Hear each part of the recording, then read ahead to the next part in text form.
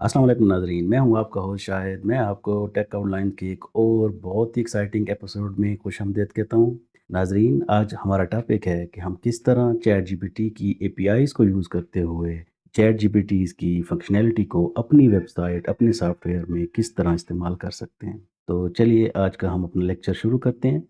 सबसे पहले हम जाते हैं ब्राउज़र की तरफ। अगर आपने मेरा पिछला लेक्चर देखा है, तो आपने देखा होगा कि वहाँ हम chat.openai.com पे जाके हमने अपना लॉगिन बनाया था और इसी साइट को हमने यूज़ करके चैट जीपीटी की फंक्शनैलिटी देखी थी। अगर किसी ने मेरा प्रीवियस लेक्चर नहीं देखा तो उसे ज़रूर देखना चाहिए। आज हमने chat.openai.com पे नहीं जाना, बल्कि हम ओपन एआई की मेन साइट पे जाते हैं openai.com, और यहाँ पे हम साइन अप या लॉगिन करेंगे। जिसका पहले से लॉगिन नहीं बना हुआ, वो जाके साइन अप कर ले। मेरा क्योंकि पहले से बना हुआ है तो मैं लॉगिन करूँगा। लॉगिन प्रोसेस वही चैट जीपीटी की तरह बहुत ही आसान है, तो मैं जल्दी से लॉगिन कर लेता हूँ ना। जी, हमने लॉगिन कर लिया है। लॉगिन करने के बाद ये सबसे पहला पेज हमारे सामने आया है, platform.openai.com/apps। तो यहाँ पे इस बार हमने चैट जीपीटी पे नहीं जाना, बल्कि हमने एपीआईज़ को यूज़ करना है यहाँ की। तो यहाँ पे एपीआई पे क्लिक करेंगे। ये जो है ना मेन स्क्रीन है हमारे ओपन एआई की एपीआई की, ठीक है। यहाँ पे ये मेरा पर्सनल अकाउंट बना हुआ है, ये जो अभी बनाया है मैंने। अच्छा, इस पे जाते हैं और यहाँ पे हम जाके थोड़ा सा देख लेते हैं। मैनेज अकाउंट में गए, यहाँ पे आए तो यहाँ पे लेफ्ट पे हमें कुछ ऑप्शन नज़र आ रहे हैं, ये मैं दिखाना चाह रहा था आपको।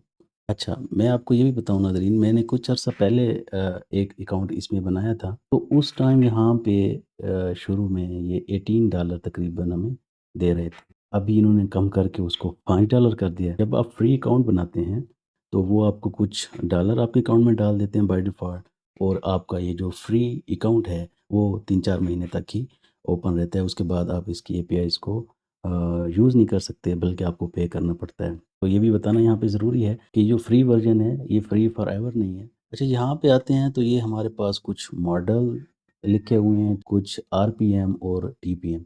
ये जो आरपीएम है, ये हमारे पास रिक्वेस्ट पर मिनट, और टीपीएम है टोकन्स पर मिनट। अच्छा, मॉडल नाज़रीन ये समझें कि जो चैट जीपीटी है, वो इंटरनली काफ़ी सारे मॉडल्स यूज़ कर रहा होता है, और हर मॉडल जो है ना, वो एक स्पेसिफ़िक काम को करने के लिए मख़सूस किया जाता है। क्या मकसद? अब इसके नाम से आप यहाँ पे देखें तो एडीए कोड, सर्च कोड। तो अगर हमने कोई कोडिंग वग़ैरह की हेल्प लेनी है, तो हम ये वाला मॉडल यूज़ करेंगे, ठीक?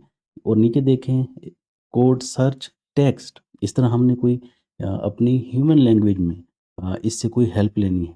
जिस तरह हम इसे कहते हैं, let's suppose what is the boiling point of water. उसके लिए ये जो मॉडल अगर हम यूज़ करेंगे, तो वो हमें रिज़ल्ट बहुत ज़्यादा एक्यूरेट भी देगा और फ़ास्ट भी देगा।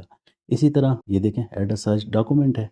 तो डॉक्यूमेंट में ये है कि अगर हमने कोई इससे वर्ड डॉक्यूमेंट, एक्सेल शीट, इस तरह के कोई काम कराने हैं उसमें, तो उसके लिए ये वाला मॉडल यूज़ करेंगे।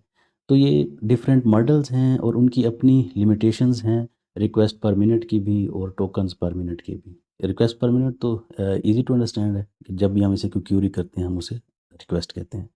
जो टोकन पर मिनट है, ये मैं आपको बताता हूँ कि ये टोकन जो है ना, ये क्या है। तो इसके लिए ये करते हैं कि हम एक यूआरएल है platform.openai.com/tokenizer, यहाँ पे आते हैं। यहाँ पहले टोकन की डेफिनेशन ही दी हुई है।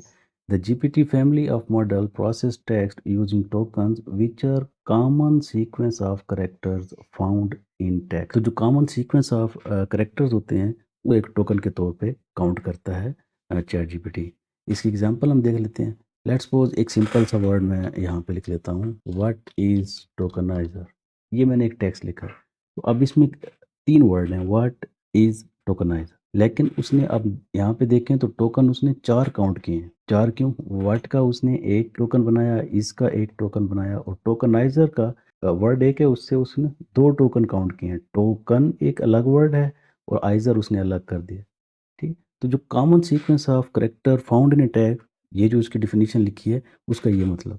अब हम देख रहे थे उसमें कि जो चैट जीपीटी है, उसमें रिक्वेस्ट पर मिनट की भी लिमिटेशन है, टोकन पर मिनट की भी लिमिटेशन है। तो ये उसका मतलब। अभी चलते हैं उसी पेज की तरफ। सबसे आखिर में नाज़रीन लिखा हुआ एपीआई कीज़। एपीआई कीज़ की तरफ आते हैं। ये की जो है ना, ये एक्चुअली हमें चाहिए होगी जब हम प्रोग्रामिंग करेंगे या तो वहाँ पे हमें अपने अकाउंट के साथ लिंक करने के लिए ये की ज़रूरत होती है। तो चलिए नाज़रीन, मैं विजुअल स्टूडियो ओपन करता हूँ। सी शार्प के लैंग्वेज यूज़ करते हुए हम इस चैट जीपीटी की एपीआई को यूज़ करेंगे। तो चलिए नाज़रीन, मैंने थोड़ा-सा टाइम बचाने के लिए क्विकली फ़ाइल में जाके न्यू प्रोजेक्ट में जाके ASP.NET core web app model view controller का एक एम्प्टी प्रोजेक्ट बना लिया है। हम इसके होम पेज पे जाते हैं, पे आके यहाँ पे ये जो इसका वेलकम वगैरह है इसको हम रिमूव कर देते हैं। तो सबसे पहले नज़रीन यहाँ पे हम एचटीएमएल का एक फॉर्म बना लेते हैं, एचटीएमएल डॉट बिगिन फॉर्म। अच्छा, यहाँ पे एक सिंपल छोटा-सा टेक्स्ट बॉक्स टेक्स्ट एरिया रख देते हैं। ये इसलिए रख रहे हैं कि यहाँ पे इस टेक्स्ट एरिया के ज़रिए हम क्वेरी करेंगे, अपना ये प्रॉम्प्ट बना रहे हैं इसको, ठीक है? इसका नाम भी हम क्यूरी रख लेते हैं और एक सिंपल सबमिट का बटन वो रख लेते हैं, इनपुट टाइप सबमिट।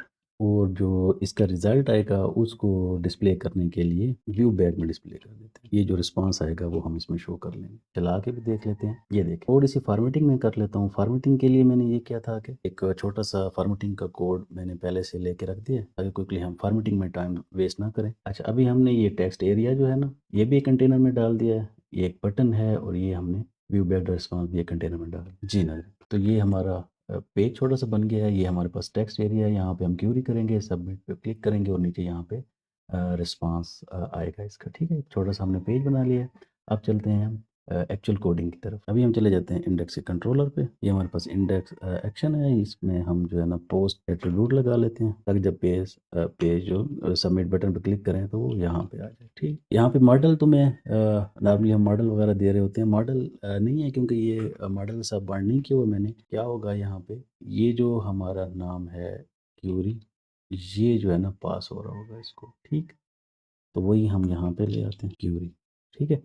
ये हमारे पास क्यूरी आ गई। साथ-साथ ट्राई कैच भी लगा देते हैं ताकि कोई एक्सेप्शन आए तो वो हमें पता चलती जाए। और जो एक्सेप्शन है उसको हम क्या करते हैं, जो हमने व्यू बैक वहाँ पे बनाया था उसी में एक्सेप्शन को शो करा देते हैं। ये जो नाम है ना रिस्पॉन्स, ये यहाँ से आया है, ठीक है। अच्छा, हमें एक पैकेज भी चाहिए होगा जेसन की सीरियलाइज़ेशन और डीसीरियलाइज़ेशन के लिए, तो वो हम क्विकली ऐड कर लेते हैं। टूल्स में जाके हम यहाँ पे ब्राउज़ में जाते हैं और यहाँ पे हम न्यूटन जेसन की ये वाली न्यूटन सॉफ्ट डॉट जेसन जो है इसको हम इंस्टॉल कर लेते हैं। ये जो पैकेज है ये अब हमारे पास इंस्टॉल हो गया। अब चलते हैं अपने कोड की तरफ। जैसे कि हमने एपीआई कॉल करनी है तो मोस्ट प्रोबेबली हमें, जैसे कि आपको पता है कि हमने एपीआई को कॉल करना है तो हमें एचटीटीपी क्लाइंट तो चाहिए ही चाहिए। HTTP client client equal to new HTTP client. अब सबसे पहले इसमें हम हेडर ऐड कर लेते हैं और इसके हेडर में वही ऑथराइजेशन देनी होगी, वही की देनी होगी। की भेजनी है तो वो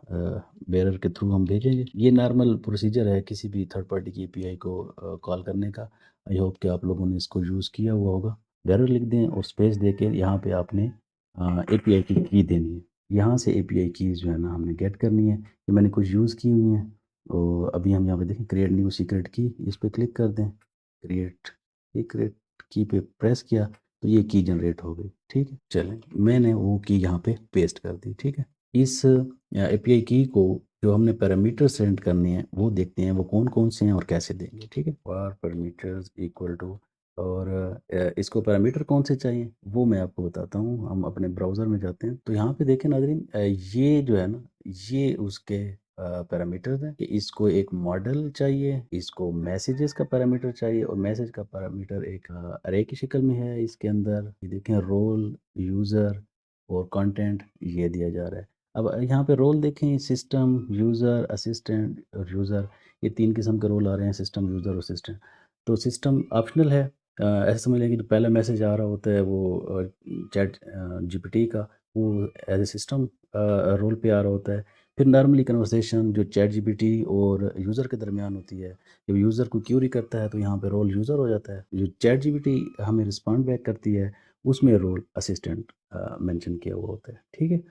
तो हमने सिर्फ अभी अपना रोल यूज़र यूज़ करना है इसमें और आगे उसको ही ये प्रॉम्प्ट दे देना है, क्यूरी दे देनी है, ठीक है।